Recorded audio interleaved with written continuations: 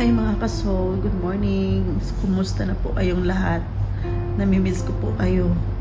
Kasi mga ilang days din na hindi po ako nakapaggamit ng Facebook. Kasi may malaking trials po na dumating po sa akin dito. But I thank God kasi sinecure yung buhay ko. Hindi niya ako pinapabayaan. Hindi niya ako pinapabayaan, tinalikuran sa mga napagdaanan ko. Actually, since before naman, tiwalang-tiwala ako kay Lord kasi pag nagkaroon talaga ako ng problema, siyang nandyan lagi. Wala kang malapitan, lalo na pag walang Filipino, wala kang malapitan. So, ang gagawin mo na lang talaga is pray. Alam nyo ba that time, I tried to be positive.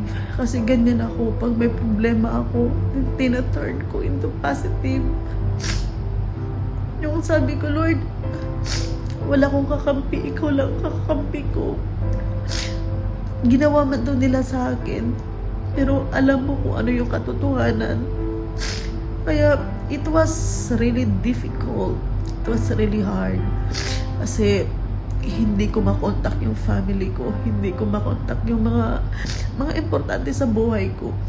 Yung wala akong magawa, pina-fight ko yung sarili ko na magiging matatag, magiging matibay, kasi kung hindi ko tutulungan yung sarili ko, walang mayayari po sa akin. Kaya nilakasan ko po yung loob ko na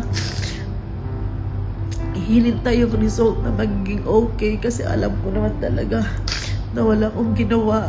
Ito, napakahirap po mga kasolas, napakahirap na mag-isa ka lang lumalaban po para lang may salba mo yung sarili mo, kasi alam mo na may family ka na nag-aantay po sa Pilipinas, may family, may mga anak ka na umaasa sa'yo.